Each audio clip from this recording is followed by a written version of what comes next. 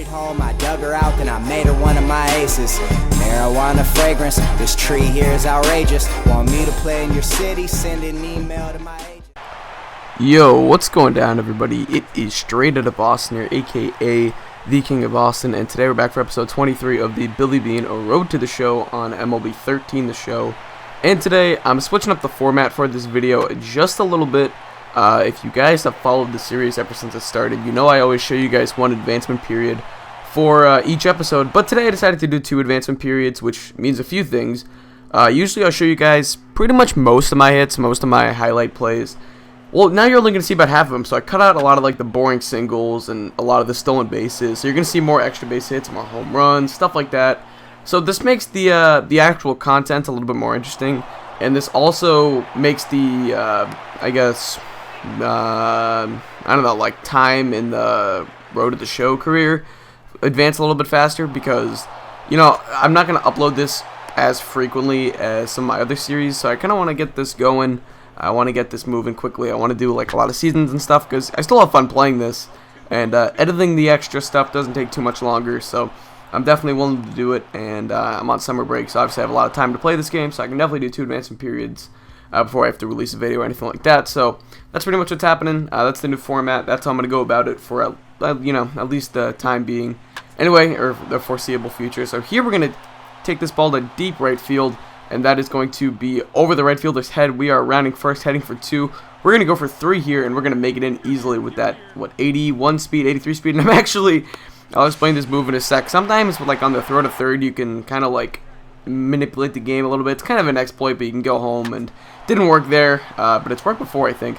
Here's a high fly ball to deep left field. This one, that was probably the highest home run I've ever hit.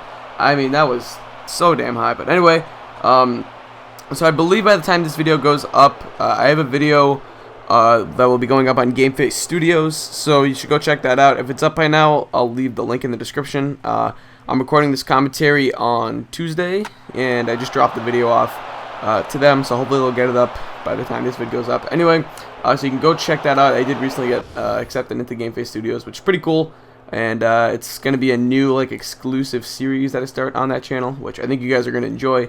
If you enjoy my MLB videos, I'm sure you'll enjoy that series. So anyway, we hit another home run here. Like I said, more home runs, more power. Really starting to hit the ball hard. 2 home runs that game. I went 3 for 5, 3 runs, a few RBI. Really great to see Beane trying to fill out that potential. Now here, I'm going to get another home run. That's a no-doubt shot to right field. That was a hanging curveball from the Cardinals reliever, and we extend that lead to 7-5 in the rain. I don't know if you guys caught that Cubs-Reds game the other night on Monday night. How foggy that game was. That was, wow. I mean, that reminds me of that fog game between the Eagles and the Bears in, I think, the mid-'80s or so. Maybe the early 80s. I don't know. I remember that game, though. I remember them showing the highlights on ESPN of it one day. And it was really foggy. I guess the mist and the fog had kind of came in from Lake Michigan, so it set over Soldier Field, and that was a crazy game. Anyway, yeah, that's weird situations. I think that's one of the cool things about baseball. One of the most unpredictable factors is weather, and that can play a huge factor in it. Here we're going to utilize San Francisco's huge gaps. We hit that one into kind of the triangle back there at the 421 marker, and every time I hit it down there, it's almost a guaranteed triple. And I'm going to get one right there because, you know, 5-tool player using that speed. Got to get that speed up. I think Homer Bailey's pitching right now. It's 6-4, and he wishes he wasn't pitching, because I'm going to crush this ball to deep center field, and that one is just going to get over the wall for a 2-run homer. So I tied the game up at 6. Clutch at bat by Beane, former, number 20 or number 21 overall pick in the 1980 draft, I think, 1981. Somewhere around there. Anyway, coming straight out of high school. If you guys don't know, I can do a little recap on Billy Beane's career if you guys kind of forgot. I don't know. Let me know if you need one. You probably don't. I know a lot of people know his story, especially since it was documented in the movie Moneyball. But you can see the standings here. We're a game and a half up on the LA Dodgers, and in first place, which is good because I'm pretty sure we missed the playoffs last year, and I know we won the World Series 2 years ago, but definitely I want to get back there if we can. Here are the first advancement periods up. I think I failed like all my goals, but it really doesn't matter. You're going to see, they're just going to tell me, yo, it's okay that you failed your goals, just don't do it again, blah, blah, blah, blah, all that good stuff. My new goals are pretty easy, so hopefully I can do that. Here we're using some throwback uniforms. I really like MLB's throwback uniforms this year. We're facing Hisashi Iwakuma, who's like second in the AL in ERA at this point in real life. But we're going to take him yard at Safeco Field. I love Safeco Field. I think it's a really cool stadium. I like the King Dome too. I think the King Dome is a really cool stadium, but Safeco, pretty nice field. Very, modern-ish, and I don't know, I think it's a cool place, and I'm pretty sure it has a retractable roof, which is good, so, because I know it rains out there a lot. Here we're in Petco Park, which is a notorious pitcher's ballpark. We're going to hit that one into the gap for an extra base hit. I don't believe that run's going to come around and score. He will be held up at third. But we get in there with the double. Now later in the game, top 9, Houston Street up. And the pitch before Houston Street had thrown me this like 50-mile-an-hour pitch. And I didn't swing at it, and that's when he lost all of his energy. So my batter's eye became freaking huge at that point. And that made that home run pretty easy. I was like, wow, my batter's eye is huge. I better hit a freaking home run. Anyway, I've been getting my plate vision up. I think my plate vision's up to an 80 at this point, so really trying to get that up, help me hit the ball a little bit more often. And here, as you can see, not that big anymore. Top 9, and we're going to take that 1 yard, a no-doubt home run from Billy Beane. So things are really going well for the San Francisco Giants, or the New York Giants, whatever you want to call them, as well as Billy Beane. Looking like an MVP candidate. I think I am in the top 10 in batting average. That's getting up into the like 310-ish range. I'm pretty sure I'm first or second in home runs at this point. My RBI not as high. I think we're probably top 8 in that. But, so really not a triple crown candidate just yet, but I think we'll get there eventually at some point in our career. Like I've said about 7,000 times before, 5-goal player, doing it all.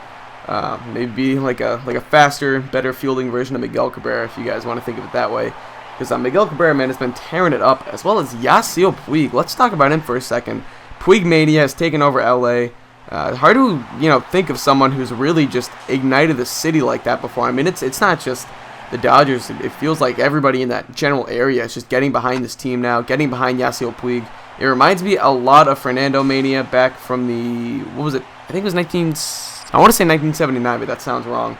Anyway, when Fernando Valenzuela started out like 8-0 in his first year in Major League Baseball, and he just kind of cultivated that culture around there because he was Venezuelan, and the Dodger Stadium was built on Chavez Ravine, which used to be a very highly populated Latin American population. And I've been around there before. I drove by it. Well, I didn't actually drive, but I rode by it in a car when I was out in LA last summer. And it is very, I mean, it's not a beat down area, but it's definitely like a Latino type of area. It's not the richest part of town, so to say.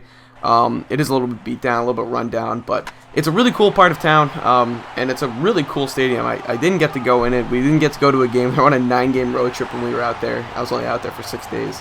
So it is what it is. Here we get a walk-off home run. I thought this was pretty cool, but yeah. I mean, Yasiel Puig, he is Cuban, so he does kind of relate to that culture a little bit. But, the whole Dominican and Latin area of that, they really get behind a player like that, and Puig is just taking over LA.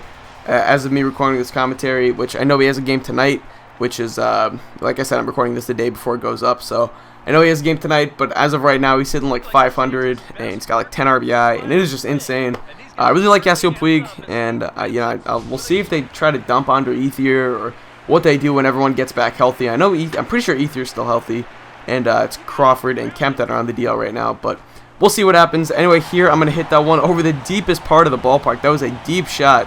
And I was in that little triangle area and just barely got it over the fence. I thought I was going to get down, and I was going to have to try and get in for a triple or something. But luckily, we are going to touch the bases, touch them all, Joe. As who said that? I can't remember who said that. But anyway, that was the call from the 1992 or 3 World Series. I can't remember which one. I feel like it was 1993 when Joe Carter hit that walk-off home run against Mitch Williams of the Philadelphia Phillies to win the World Series. And here we're getting a base hit. I'm going to try and get the second base on this one. I will do so easily, as the other runner gets to third base. I'm not sure if I get credited for a single or whatever there. It looks like I got credited with the double, but anyway, at this point, I think I showed you guys my game logs before this a little bit, and I was on a big hit streak at this point, so I'm showing you a few, performances from a couple games, just to show that the hitting streak had continued, and here we're going up against Chicago. I started to struggle a little bit at this point, but I had like 4 straight 1-for-4 days, and it was like such luck that I would just get that one hit, I would eke out a ground ball, continue that hit streak, and here this Chicago Cubs game would be a little bit better. We're going to end up going 2-for-4 that game with a double and a single. So continuing that hit streak, and I'll show you guys the final tally at the end. But Jordan Zimmermann on the mound. I don't know if it's just me, but Jordan Zimmermann always seems to go to the Blue Jays in like anything I do. I think he was there in my Cubs franchise that I did earlier this year. I can't quite remember the sim one that I did. Anyway, we're stealing second base here, taking off as usual. You know we're going to get our stolen bases in. That's what we do, trying to become a 50-50 type of player. That would be incredible. Josh Reddick up. We're going to swipe third. I don't care. I know sometimes like I swipe third with 2 outs, which like you're not supposed to do in baseball. It's like the cardinal sin. But I just do it for fun, you know. I remember someone commented on me and like called me out for it, and I was like, bro, I'm just playing the game. I'm just trying to get stolen bases. I really don't care about situation. You know, it is what it is. I'm not trying to play like extremely realistic or anything like that. This is just for fun. This is a for fun series, and we're getting another stolen base right here, and we are gonna be safe. So Jose Reyes could not apply that tag in time. And Jose Reyes, man, the guy the Blue Jays really need back. They're 12.5 games out, I believe, the Red Sox right now in the AL East, at least going into tonight, Tuesday night. And it is just, I mean, it's incredible. I mean, it's not that incredible. Teams like that who acquire all these big superstars haven't had success in recent years. You look at the Red Sox, the 2010 Mariners, the Angels last season. Even the Tigers struggled. They got off to a slow start last year before picking it up at the end. So it seems like these superstar teams don't just, you know, come together like everyone thinks they will. Even the Nationals are struggling a bit this year. The Dodgers, it's weird. But anyway, we're going to go Apodaca with that home run right there over the right field wall. And I think that was a solo shot. So Billy Beane getting his work in, doing his job. And I think that's the last clip for this episode. This episode is coming to an end. And it looks like we are going to end up going 4 for 5 that game. 3 singles and a homer. Huge game. And that is going to pretty much wrap this up. So you're going to see the advancement period does come to an end. I might start simulating a couple games here or there to kind of advance the, I guess, videos a little bit quicker now. But we'll see. I didn't do that this episode. And you can see, did my goals, all that good stuff. Here's going to be the hit streak. I think it's up to, 20-something games now? I think it's just at 20 or 21.